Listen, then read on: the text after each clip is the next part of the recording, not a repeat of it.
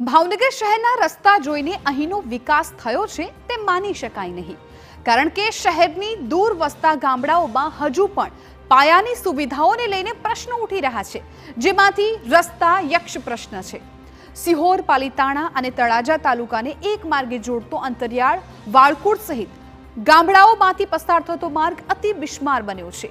આજકાલનો નહીં, છેલ્લા 12 વર્ષથી રિપેરિંગ માંગતો આ રસ્તો કેવો છે, આવો બતાવીએ।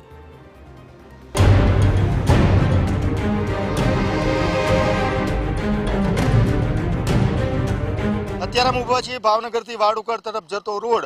આ રોડ ઓછામાં ઓછા 10 થી 15 ગામોને સ્પર્શ કરતો રોડ છે અને આ રોડની હાલત અત્યારે એટલી બધી ખરાબ થઈ ચૂકી છે। રસ્તાની આ હાલત મુસાફરોને અતિશય હેરાન પરેશાન કરી રહી છે, કારણ કે કેટલાય ગામોને જોડતો આ રસ્તો છે। ભાવનગર જિલ્લાના સિહોર, પાલીતાણા, તળાજા અને તેમાં આવતા કેટલાય ગામોને જોડતો આ બિસ્માર રસ્તો જે 12 વર્ષથી રિપેરિંગ માંગે છે। લગભગ 20 ગામોને અસર કરી રહ્યો છે આ ખરાબ રસ્તો। રસ્તો આટલો ખરાબ હોવા છતાં રિપેરિંગના નામે અહીં થીગડુંય નથી માર્યું અને તેમાંય રસ્તા પર ધૂળ ઉડે છે। 108 એમ્બ્યુલન્સને પસાર થવામાં હાલાકી પડે છે અને વાહનો સંતુલન ગુમાવે તો વળી પડવા વાગવાના પણ ચાન્સ તો ખરા જ। આટલા બધા સમયગાળામાં કેટલા પણ એક્સિડન્ટ થયેલ છે।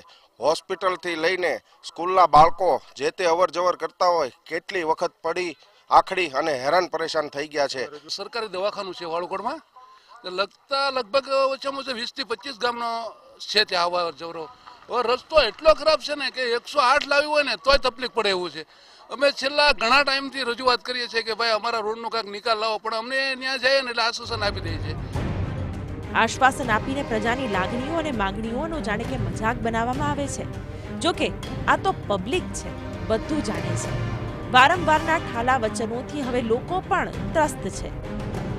બહુ તકલીફ છે, એક્સિડન્ટની બે પછી ગાડી હંકાતી નથી અને રોજ રોજ સમસ્યા બધી વધતી જાય છે અને આમાં કોઈ ધ્યાન દેતું નથી, સરકાર કે નેતા કે અન્ય કોઈ। ધ્યાન દીધું હોત તો આ પરિસ્થિતિ જ ન હોત ને। ખરાબ રસ્તાની 12 વર્ષ જૂની સમસ્યા છે। રોડ્સ એન્ડ બિલ્ડિંગ વિભાગ શું કરી રહ્યો છે? શું આ સમસ્યા દેખાતી નથી? રસ્તો મોટો કરવાની તો વાત કરી રહ્યા છે અધિકારી, પણ હજી લોકોના ભાગે તો રાહ જોવાનું જ આવ્યું છે, કારણ કે આરએનબી વિભાગના અધિકારી તો રસ્તાના કામ માટે જણાવી રહ્યા છે લાંબી લચક પ્રક્રિયા। એ રસ્તાને 7 મીટર પહોળો કરવાની સૈદ્ધાંતિક મંજૂરી આપેલી છે। ટોટલ રસ્તો 30 કિલોમીટર જેવો છે અને એની મંજૂરી આપી દીધેલી છે।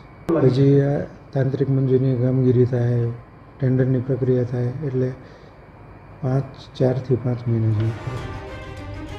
ધીરી અને ઢીલી કામગીરી જાણે તંત્રની ઓળખ બની ગઈ છે। હવે તો વહેલી રજૂઆતો કાને ધરાય અને રસ્તા સુધારવા કામગીરી હાથ ધરાય તો ગંગ નહ્યા, એમ અહીંના લોકો જણાવી રહ્યા છે। 5-7 વર્ષથી આજુબાજુના 10 થી 12 ગામના લોકો સતત રજૂઆત કરી રહ્યા છે નેતાઓ અને અધિકારીઓને। આમ છતાં આરએનબી વિભાગ છે તે મગનું નામ મરી નથી પાડતી, નથી તો આ રોડને રિપેર કરતી કે નથી નવો રોડ બનાવવા માટે મંજૂરી આપતી। અનેક પ્રકારની મંજૂરી આવી ચૂકી છે તેવું ગામના લોકોને અનેકવાર આશ્વાસન આપે છે, પરંતુ કામ શરૂ થતું નથી। ત્યારે ગામના લોકો હવે આવનારા દિવસોમાં વિરોધ કરવાની તૈયારીમાં છે। કેમેરા પર્સન રાજેશ રાઠોડ સાથે અજીત ગઢવી, TV9।